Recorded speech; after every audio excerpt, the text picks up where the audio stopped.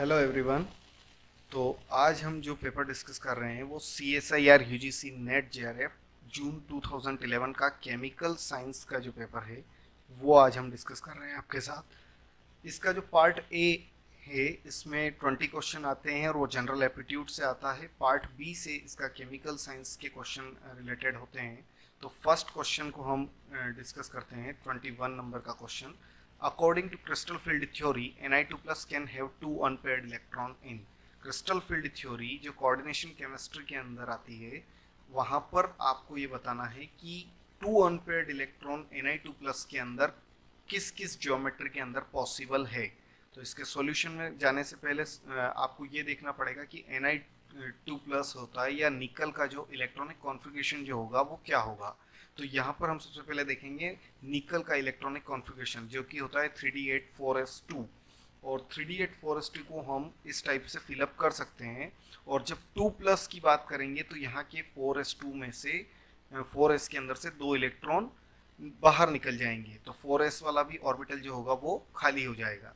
Next इसके बाद हम देखते हैं कि 3 टाइप की जो ज्योमेट्री होती है वो क्रिस्टल फील्ड थ्योरी के अंदर पॉसिबल होती है। फर्स्ट होगी ऑक्टाहेड्रल, सेकेंड होगी स्क्वायर प्लेनर और थर्ड होगी आपकी टेट्राहेड्रल। ऑक्टाहेड्रल ज्योमेट्री के अंदर जो हाइब्रिडाइजेशन बनेगा यहाँ पर स्ट्रॉन्ग फील्ड और वीक फील्ड वाली भी बात आती है कि जब स्ट्रॉन्ग फील्ड आएगा तो यहाँ पर इलेक्ट्रॉन का पेयर अप हो जाता है और वीक फील्ड आता है तो इलेक्ट्रॉन का पेयर अप नहीं होता है। तो यहाँ पर आपसे यही बात पूछी कि अनपेयर्ड इलेक्ट्रॉन किस किस ज्योमेट्री के अंदर होंगे। तो जब एक ऑक्टाहेड्रल ज्योमेट्री आएगी तो sp3d2 हाइब्रिडाइजेशन बनेगा। कैसे? ये फर्स्ट वाला जो आपका होगा ये s और ये तीनों p और ये d के दो, यहाँ इसीलिए मैंने दो ही ऑर्बिटल बनाए। 4d के अंदर भी वही 5d ऑर्बिटल होते हैं और 5 की जगह हमें केवल 6 लिगेंड ऑक्टाहेड्रल ज्योमेट्री के अंदर आएंगे। तो यहाँ पर ये 2 जो अनपेयर्ड इलेक्ट्रॉन होंगे ये एज इट इज रहेंगे। Next square planar geometry. Square planar geometry के अंदर हमको यहाँ पर 4 लिगेंड लेने हैं। जब 4 लिगेंड लेंगे तो यहाँ से हम अगर स्ट्रॉन्ग लिगेंड आता है तो ये वाला जो इलेक्ट्रॉन है ये यहाँ पर आपका पेयर अप हो जाएगा और ये वाला जो ऑर्बिटल है ये भी खाली हो जाएगा। तो यहाँ से लेकर के हमको 4 लेना है तो ये आपका हो जाएगा DsP2। तो इसी टाइप से मैंने यहाँ पे लिखा है DsP2, लेकिन यहाँ पर अनपेयर्ड इलेक्ट्रॉन 0 होगा, एक भी अनपेयर्ड इलेक्ट्रॉन नहीं होगा। टेट्राहेड्रल ज्योमेट्री के अंदर भी अगेन 4 लिगेंड आएंगे लेकिन यहाँ पर इलेक्ट्रॉनों का पेयर अप नहीं होगा, या यूं कहें कि वीक लिगेंड आएगा। और वीक लिगेंड आएगा तो यहाँ से Sp1 2 और 3 यानी कि p के तीनों ही ऑर्बिटल के अंदर लिगेंड का इलेक्ट्रॉन जाएगा तो sp3 हाइब्रिडाइजेशन बनेगा जिसके अनुसार 2 अनपेयर्ड इलेक्ट्रॉन 3d के अंदर बचेंगे। तो क्वेश्चन में आपसे ये पूछा है कि कौन सी ज्योमेट्री के अंदर आपके 2 अनपेयर्ड इलेक्ट्रॉन होंगे। तो हम यहाँ देख पा रहे हैं कि ओनली ऑक्टाहेड्रल और ओनली टेट्राहेड्रल के अंदर ही ये बात पॉसिबल हो पा रही है। स्क्वायर प्लेनर के अंदर आपके अनपेयर्ड इलेक्ट्रॉन नहीं होते हैं। तो क्वेश्चन के अंदर आपको जो 4 ऑप्शन दिए हैं उसमें आपको देखना है ऑक्टाहेड्रल ज्योमेट्री या स्क्वायर प्लेनर ज्योमेट्री या टेट्राहेड्रल ज्योमेट्री, या डी वाला ऑप्शन होगा आपका both octahedral and tetrahedral geometry. तो अभी अपन ने सॉल्यूशन में देखा तो इस टाइप से इसका करेक्ट ऑप्शन हो जाएगा D both octahedral and tetrahedral geometry. Next question की बात करते हैं हम। नेक्स्ट क्वेश्चन होगा आपका 22। इसके यहाँ आपको दो कॉम्प्लेक्स आयन बताए गए हैं NiCN4 2- और NiCl4 2-। इन दोनों कॉम्प्लेक्स आयन के अंदर आपको बताना है कि ये दोनों डायामैग्नेटिक होंगे या पैरामैग्नेटिक होंगे या एंटी फेरामैग्नेटिक होंगे, मतलब इनका मैग्नेटिक कैरेक्टर क्या होगा। तो ये भी हम क्रिस्टल फील्ड थ्योरी के अनुसार बता सकते हैं कि जब स्ट्रॉन्ग लिगेंड आएगा या वीक लिगेंड होता है तो जब अनपेयर्ड इलेक्ट्रॉन होंगे तो वहां पर आप जब आपका स्ट्रॉन्ग लिगेंड आएगा तो अनपेयर्ड इलेक्ट्रॉन आपके पास नहीं होंगे और आपकी वहां पर अनपेयर्ड इलेक्ट्रॉन नहीं होंगे तो डायामैग्नेटिक स्ट्रक्चर बनेगी। और जब आपके पास अनपेयर्ड इलेक्ट्रॉन होंगे तो आपकी वहां पैरामैग्नेटिक स्ट्रक्चर बनती है। तो फर्स्ट वाला जो कंपाउंड इसके अंदर अपन देखते हैं NiCN4 2-। CN4 we know CN4 is a strong ligand और स्ट्रॉन्ग लिगेंड आएगा तो यहाँ पर ये इलेक्ट्रॉनों का पेयर अप करवा देगा। तो यहाँ से DsP2 हाइब्रिडाइजेशन होगा और एक भी अनपेयर्ड इलेक्ट्रॉन नहीं है, 0 unpaired electron. It means diamagnetic compound. और नेक्स्ट अपन देखते हैं NiCl4 2 माइनस। NiCl4 2 माइनस में Na2 प्लस के अंदर sp3 हाइब्रिडाइजेशन होगा और यहाँ पर देखिए ये 3D के जो इलेक्ट्रॉन है ये क्लोरीन इनको पेयर अप नहीं करवा पाया। Why? Because Cl is weak ligand. तो क्लोरीन वीक लिगेंड होने के कारण इनका पेयर अप नहीं करवा पाता है और ये दो अनपेयर्ड इलेक्ट्रॉन इस स्ट्रक्चर में होते हैं, इसलिए ये पैरामैग्नेटिक होगा। तो फर्स्ट वाला आपका हुआ डायामैग्नेटिक और सेकंड आपका हुआ पैरामैग्नेटिक। ओके, तो इस टाइप से आप यहाँ पे देखेंगे, ऑप्शन के अंदर जाएंगे तो आपका ऑप्शन करेक्ट हो जाएगा C, diamagnetic and paramagnetic respectively. Third 23 वाला थर्ड क्वेश्चन हम देखते हैं। यहाँ पर आपको ये क्वेश्चन पूछा है, which of the following spectroscopic technique will be useful to distinguish between MSCN and MNCS binding modes. देखिए स्पेक्ट्रोस्कोपी के अंदर आपने बहुत सारी ब्रांचेस को पढ़ा होगा, तो इसमें से कुछ ब्रांचेस जो है मैं आपको बता देता हूँ मोटा मोटी, कि NMR जो होती है वो आपकी स्ट्रक्चर को डिफाइन करती है, IR जो होती है वो आपके फंक्शनल ग्रुप को डिफाइन करती है। इसके बाद जैसे जैसे आप इलेक्ट्रोमैग्नेटिक उस स्पेक्ट्रम के अंदर आगे बढ़ते जाते हैं तो वो इनर इलेक्ट्रॉन, आउटर इलेक्ट्रॉन इस टाइप से डिफाइन करते हैं। हम यहाँ पर डायरेक्ट थ्योरेटिकल क्वेश्चन है ये, तो सीधे सीधे यहाँ पर हम याद होना चाहिए हमें कि IR जो होगा वो आपके फंक्शनल ग्रुप, यदि दोनों सेम टाइप के फंक्शनल ग्रुप अगर उनके अंदर बाइंडिंग मोड डिफरेंट है तो उनको देखने के लिए हम देखेंगे। तो यहाँ पर देखेंगे CN में यहाँ पर ट्रिपल बॉन्ड है, जबकि इस वाले कंपाउंड के अंदर यहाँ पर CN में डबल बॉन्ड है। जब CN के अंदर ट्रिपल बॉन्ड होता है तो उसकी जो स्ट्रेचिंग फ्रीक्वेंसी होती है वो हाई होती है, respectively N double bond C या C डबल बॉन्ड N एक ही बात है इन दोनों की स्ट्रेचिंग फ्रीक्वेंसी के लिए। तो इसकी जो फ्रीक्वेंसी होगी वो लोअर होगी और इसकी फ्रीक्वेंसी होगी हायर। इस टाइप से हम ये कह सकते हैं कि क्वेश्चन के अंदर जो आपसे पूछा है कि ये किस स्पेक्ट्रोस्कोपिक टेक्निक से किया जाएगा, तो ये IR से पॉसिबल होता है। ओके, 24 क्वेश्चन के अंदर अभी देखते हैं। तो विच of the following compound show a charge transfer band.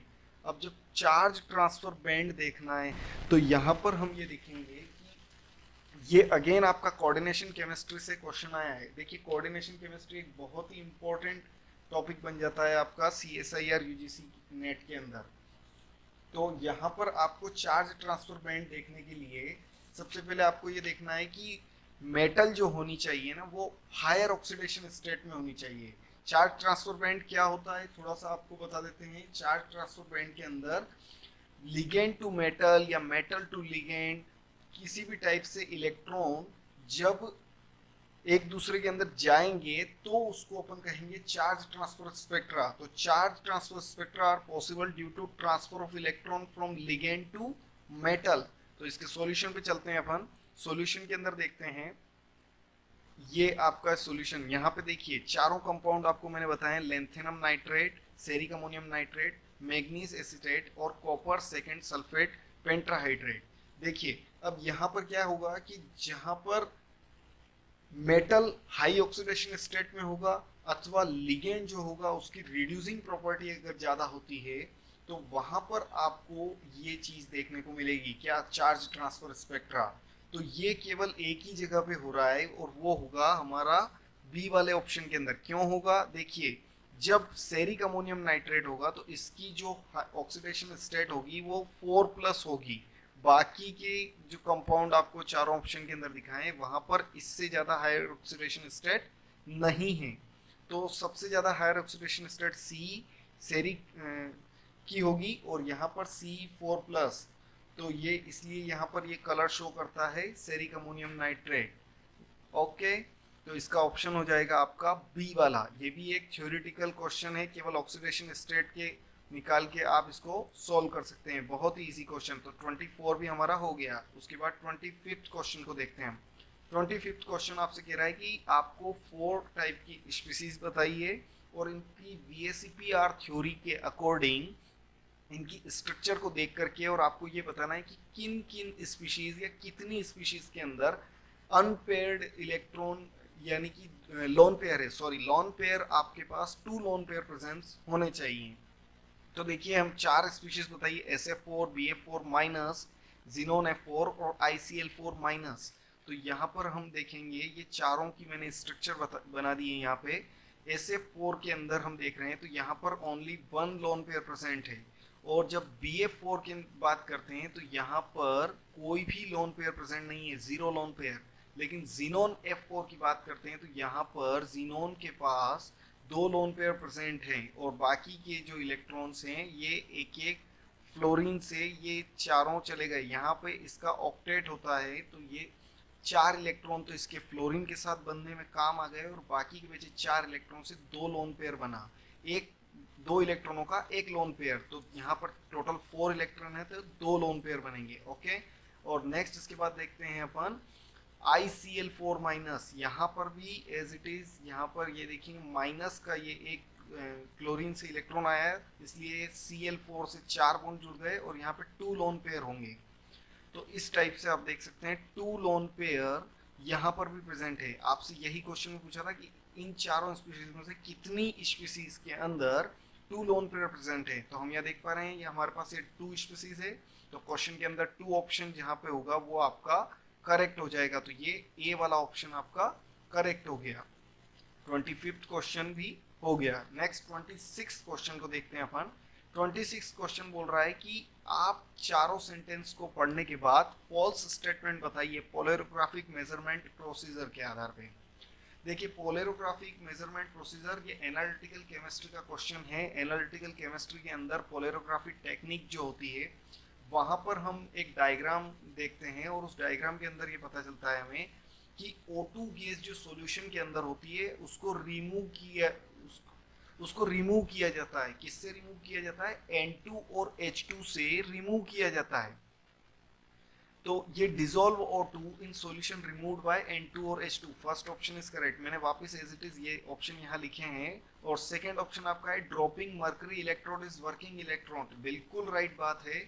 DME या ड्रॉपिंग मर्करी इलेक्ट्रोड जो होता है वो पोलैरोग्राफिक टेक्निक के अंदर वर्किंग इलेक्ट्रोड के रूप में काम करता है। थर्ड ऑप्शन जो होता है आपका, इसमें इन्होंने कहा है, देखिए मैं यहाँ पे बता देता हूँ आपको पेपर के अंदर, ID is proportional to concentration of electroactive species, है ना। तो इसको अपन ऐसे भी लिख सकते हैं, ID is proportional to concentration of electroactive species. ये इल्कोविक इक्वेशन आती है।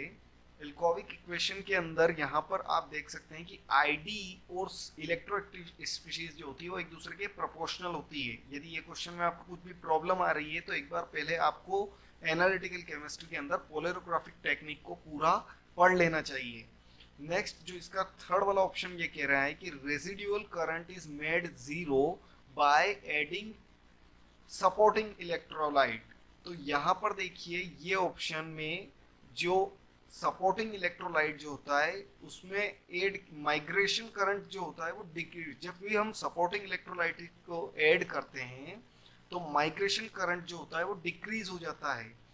इसका मतलब रेजिडुअल करंट जो होगा वो जीरो नहीं होगा। तो इज मेड जीरो लिखा है, यहाँ पे इज नॉट मेड जीरो आना चाहिए। तो हमारे लिए फॉल्स स्टेटमेंट पूछा था इस क्वेश्चन में, और फॉल्स स्टेटमेंट हमारा होगा डी, क्योंकि ये ऑप्शन फॉल्स है, गलत है ये बात।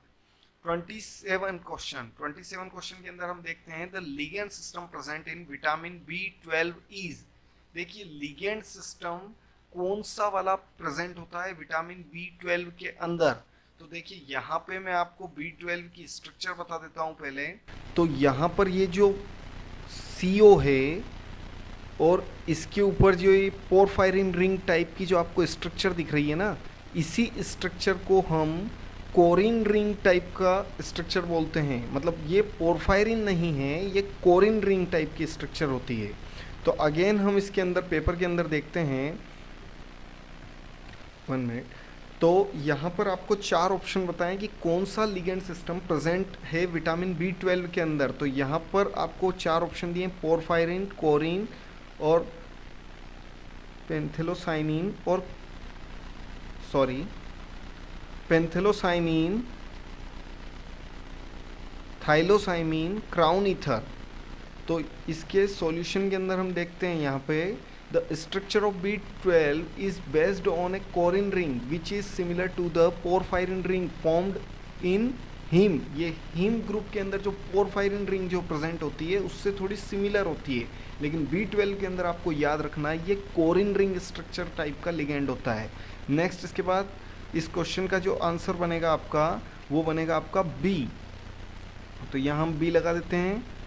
उसके बाद 28 नंबर का क्वेश्चन देखना है आपको। 28 नंबर के क्वेश्चन में है which one of the following exhibit rotational spectra. Rotational spectra जैसे ही दिमाग में आए तो आपको ये ध्यान होना चाहिए कि mu is not equal to zero.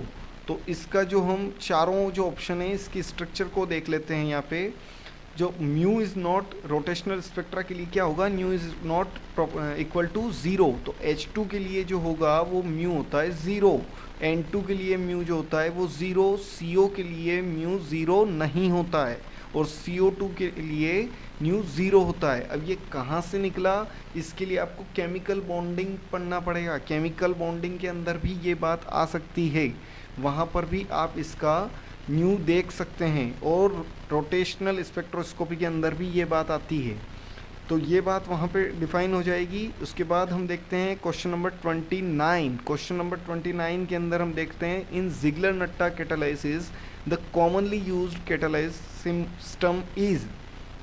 तो यहाँ पर आपको सीधे सीधे कितना सिंपल क्वेश्चन पूछा है, देखिए ज़िग्लर-नट्टा जो कैटालिसिस होता है उसका फॉर्मूला पूछा है, तो ये आपको याद रखना चाहिए कि इसका फॉर्मूला होता है AlC2H5 का whole thrice TiCl4।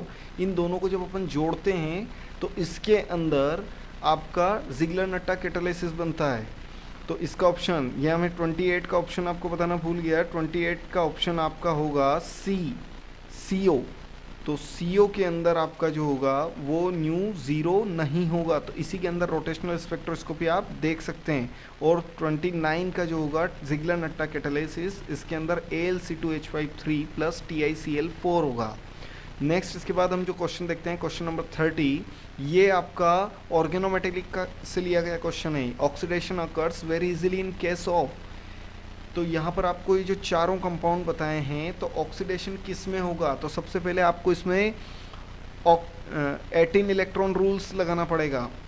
18 electron rules को लगाएंगे तो चारों ऑप्शन के बीच में देखेंगे तो देखिए ये Cp है, Cp के अंदर 5 इलेक्ट्रॉन एक Cp देगा और यहाँ पर 2 हैं, तो 5 + 5 साइक्लोपेंटीन है ना, Cp, इसको शॉर्ट फॉर्म में Cp बोल रहा हूँ मैं। 5 + 5 और Fe देता है 8 इलेक्ट्रॉन, ये याद करना पड़ेगा। तो यहाँ पर 5 + 5 + 8, तो इसके टोटल इलेक्ट्रॉन हो गए 18। बी वाले ऑप्शन के अंदर ऐसे ही हम 18 इलेक्ट्रॉन रूल लगाकर टोटल इलेक्ट्रॉन निकालेंगे तो यहाँ आपके इलेक्ट्रॉन आएंगे 19। और सी वाले ऑप्शन के अंदर आप देखेंगे 18, और अगेन आपका डी वाला जो ऑप्शन है यहाँ पर भी 18 इलेक्ट्रॉन रूल होगा। अब कैसे डिसाइड करेंगे, तो क्वेश्चन ने हमसे पूछा है कि किसके अंदर ऑक्सीडेशन जो होगा वो इजीली हो जाएगा। तो देखिए जिसके पास 19 इलेक्ट्रॉन हैं, और डी वाला ऑप्शन देखिए जहाँ CO2+ है, तो ये 19 इलेक्ट्रॉन वाला ऑक्सीडेशन होने के बाद इस 18 इलेक्ट्रॉन वाले स्पीसीज में कन्वर्ट हो जाएगा। तो इस टाइप से ये इजीली ऑक्सीडाइज हो जाएगा। तो आपका यहाँ राइट ऑप्शन हो जाएगा बी वाला ऑप्शन। बी वाले ऑप्शन के अंदर आपका, तो ये आज आपके 10 क्वेश्चन फाइनली हो गए। तो इन 10 क्वेश्चन के बाद नेक्स्ट वाले पार्ट में हम वापस से 10 क्वेश्चन करेंगे, और यदि आपको फिर भी कुछ समझ में नहीं आता है तो आप कमेंट करके पूछ सकते हैं। तो आज के वीडियो लेक्चर में केवल इतना ही। Thank you.